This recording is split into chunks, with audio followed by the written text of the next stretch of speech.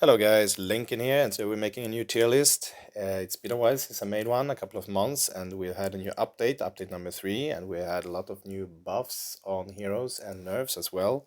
So heroes like Lacroix and Nicole Lambda that I ranked worst in the game are now actually a lot better. So of course they need to climb the ladder. Before we start, a heads up, I have a YouTube address called youtube.com/c/LenkenYT, YT standing for YouTube, where you can find all my old materials, all my old videos, and all the new ones as well. Easiest is just to subscribe so you will be able to follow all the new videos and don't miss a thing. Before we start, I want to mention one more thing. I've made a separate list for the legendary heroes. So this will be basically focusing on everyone else besides the legendary ones. And that's since honestly I don't have that high level on my heroes. I have an idea of what I think is good of these legendary heroes and which are bad. But they need to be on a separate list since they are not that easy to come by, and it's really hard to get them to appropriate level where they can compete against all the other heroes. So someone like Mantis that I can get to maybe level 100, is still difficult to compete with my Sadahari now having a level of 140. So that's why I have my legendary heroes on a separate list. But let's get to it. And out of all the heroes in the game, the one that I rank the highest, and is actually, he's always been my favorite, so I will actually rank him number 1 this time as well, and that's Dr. Wolfgang. Since this is one of those, we could call him a paladin. He can both tank and heal, and which is a fantastic combination. You want him in front, you don't want to use him in the back, even though you will lose one of his abilities where he can heal someone, but he's so good in self-healing himself and healing someone else at the same time, making him so incredibly strong, which is of course the reason why they've actually removed him from the catacombs now as rewards, because basically the best hero in the game, in my opinion, you could farm into 6-star without a problem. And I'm afraid that if we complain too much, they will put him back in the catacombs, but instead they will just give him a big nerf, and that won't be good either. So I think we'll have to live with not having Wolfgang, our fantastic Wolfgang, in the catacombs as rewards. But anyways, this guy is my number 1. And besides him, when it comes to, I want to mention that as well, tanks and healers, basically they lost for the update all meaning, since all the harbingers basically don't need any tanks and no heals, and this is quite rare, not having, let's see if we can find someone. It's quite rare actually finding a boss that don't need tanking or heals for that matter either. This is just a full nuke, so this is like just hitting a brick wall and just see how much damage we can do. But there's no basic strategies trying to reduce his attack power, attack speed, and stuff like this. So with that in mind, and also when it comes to PvP, um,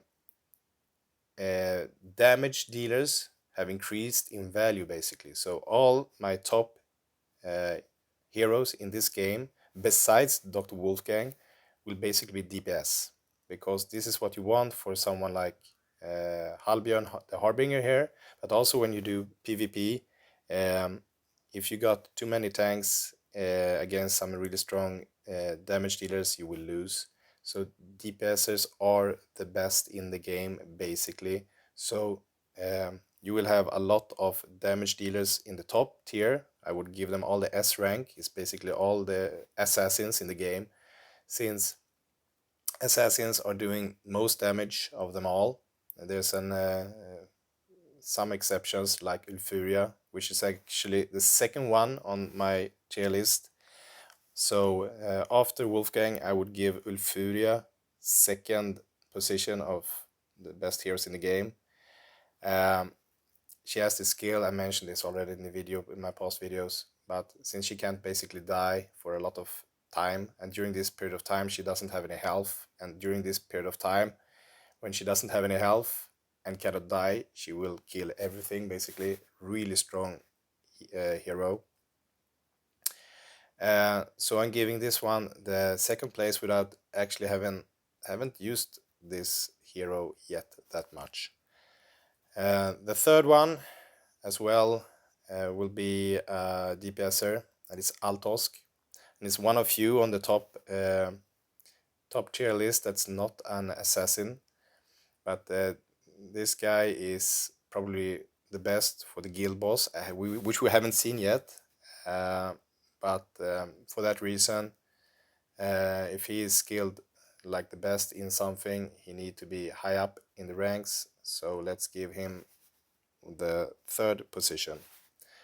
And I will actually, before I push in all my assassins, I want to give the new hero Henry G. Teach as well the fourth position, since this is the Mr. Nerf guy of all the vampires, and all the old players have been using vampires, pushing these high. All the heroes up that are vampires will actually lose a lot of attack speed now with this guy, so he will be fantastic in PvP.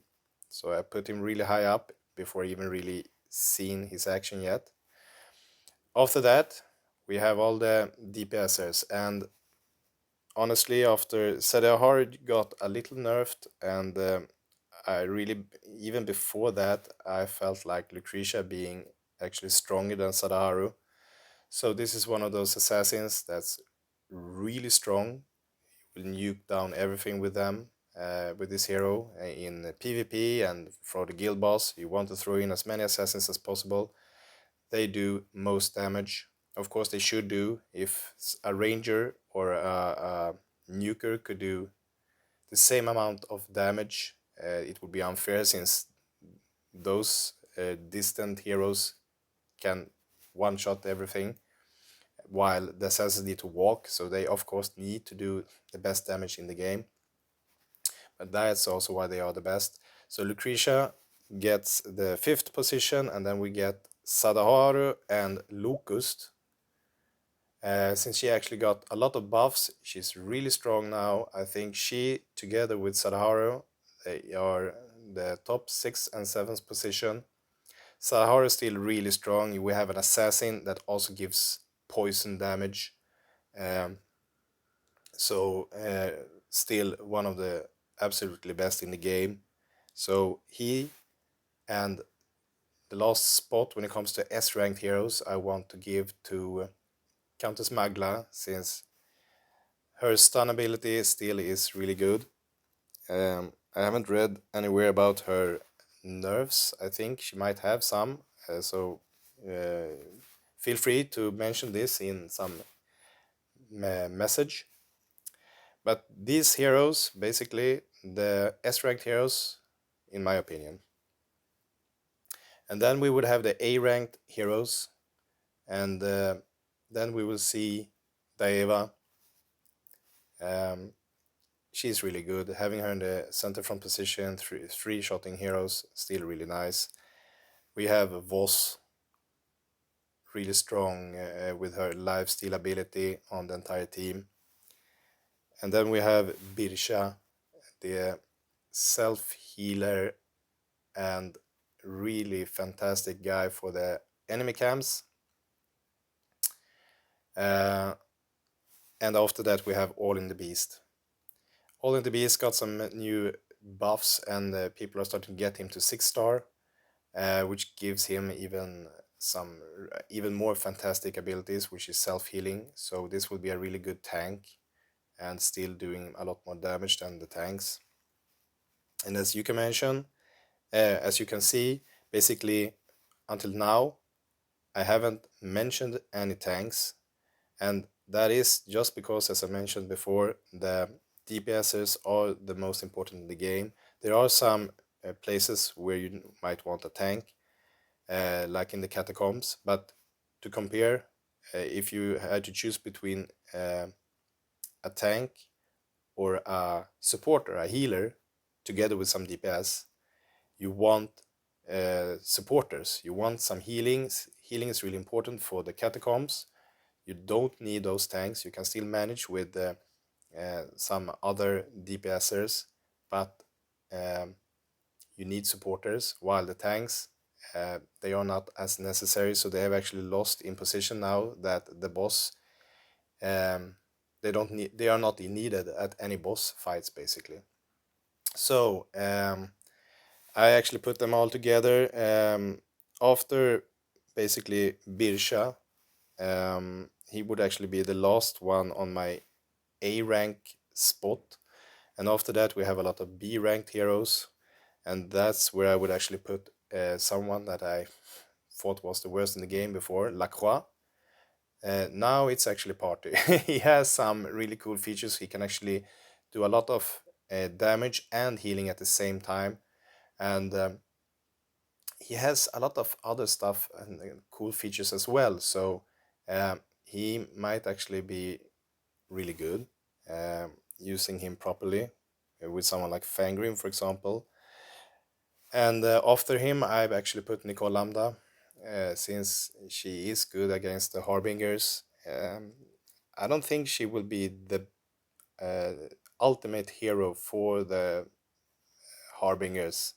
A lot of players are using her now, but in the end there will be, like I mentioned before, I think five like assassins will be a lot stronger than four assassins and Nicole Lambda. But we'll see. So she hasn't a higher position than that, but she has climbed the ladder, and I put her now before someone like Altine. Altine is a really strong fixer, but sorry, Dr. Wolfgang is stronger, and we don't need that many fixers, so you have dropped in rate. After Altine, we have Stamatus. Uncommon hero, that's on a little higher up on the list, thanks to him being able to boost some of his team members, doing a lot of damage on bosses. For PvP, this is not so interesting, but for the bosses, he is good. And after that, we have Dorian. Dorian actually might even be even stronger, and might have to climb because he has some bleed effects that I think is also strong against the boss. And then he has that hook skill that basically can kill any back row hero. So he's quite nice. And after that, I put Isara. Isara is one of few heroes that actually can do poison, so she is actually really strong. But she's not stronger than Sadaharu, so she has to be in the back. And after this damage maker, basically I put all the tanks, and after that we have, and basically I put them now in the same order as they have rarity.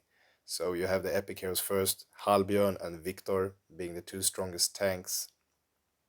But since they are not as important as DPS, they are quite low on the list. We're talking B ranked heroes right now, together with Alessa coming afterwards, if I can find her. Yeah. And then we have Khalil and Grim, the two uncommon tanks that I have basically, I think they're about the same. They have two different features. Khalil has some cool stun effects that's really good.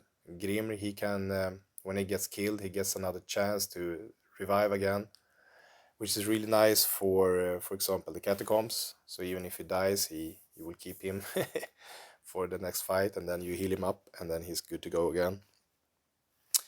And these would be all the B ranked heroes, and then for the C ranked heroes, we would have, in my opinion, Dame Vicky. I haven't seen anyone using her. Catherine hasn't really found a place to be. I thought she would be good for maybe the Harbingers, using that shield to not being killed, but the mechanics is just once the timer is out, you just die. You have no chance to, as I mentioned, decrease attack speed or attack power on the boss to prolong the fight. So she's in the bottom, this hero Catherine. And then you have Osgoth. He's a good AoEer, damage everyone, but basically, honestly, if you don't fight like 100 small pigs at the same time, he's not really that useful. You want to um, kill something as fast as possible, and he won't do this. He will just hurt everyone up and they will just heal up. You want someone who can kill a hero fast and the fight fast in PvP, for example, and that's where the assassin shines. So Osgoth, you get last second position. And the last one goes to a werewolf with a hat. Bishop is totally useless in my opinion. They need to do something with this guy now. He got some stun effects and stuff that could be interesting, but uh, he has nothing else to go for. So we'll leave him be, being the worst in the game currently. Um, we have actually, when we talk about the legendary ones, we'll go from bottom to top. And in my opinion, I would say Cornelius being the worst legendary hero in the game. Haven't really seen anyone using him either, but this is the tricky part with the legendary heroes. Not that many that uses these legendary heroes that I see, so we'll be a little careful with the opinions of the legendary heroes here. So for now, I put him at least in the worst spot, and the second worst would get to Alice, that you now can start farming in the catacombs, but she's not really that good. And I have trouble giving a rank to someone I have never seen anyone using, since we still haven't gotten Albus. So we'll have to give. I only seen him in the catacombs. That's not enough. I will need to see him in the PvP action. So for now, he will have to be the third worst legendary hero until we know what he can do more. And then I have put Nifa and Morvena together on the next spots. Don't really feel Nifa does. She's really good against werewolves, but other than that, I'm not really sure if she's better than the other legendary ones, basically. So not many legendary left. So Nifa and Morvena, they got the next spot. Morvena, I really like this hero since you can increase the world march speed, so a lot of extra bonus points for that. Maybe just because of that she needs to climb even higher. But when it comes to damage, I feel both Mantis and Huyun, they are better. So these two guys, Huyun and Mantis, I will give the silver medal. Both of them will get the silver medal among the legendary heroes currently. And on the first spot, I will actually give Fangrim. This is a little tricky hero. I actually thought this would be the best hero in the game against the guild boss and the harbingers, if you get him to 6-star, since you will actually be able to reduce someone's attack speed up to 50%. This is insane. So you could prolong the fight a lot if it would be able to prolong the fights of a boss, which is currently not possible. But he is really, really strong with this ability still. So I want to give him this opportunity to shine until we know how the guild boss works.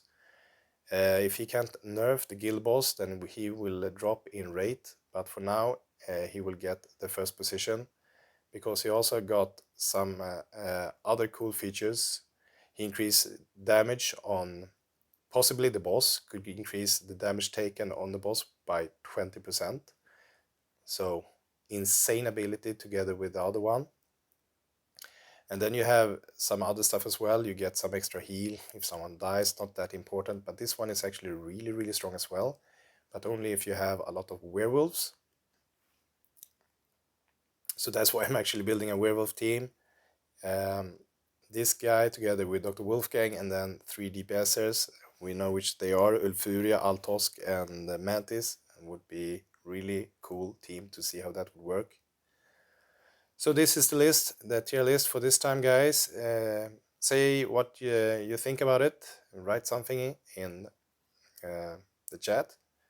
And until next time, guys. See you.